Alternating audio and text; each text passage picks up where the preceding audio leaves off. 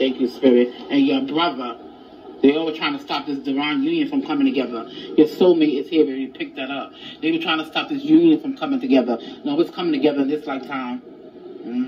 This is some past life shit that's going on here. These people trying to stop it from their last past lifetime for your unions to coming together. They thought this fucking karmic ex-lover, they thought this ex-karmic lover was your twin flame, but it's not. That's a karmic ex.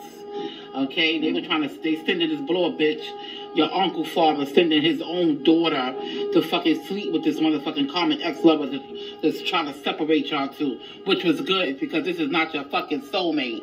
Okay? Your true is here already. Your divine spouse is coming in energy. It's here already.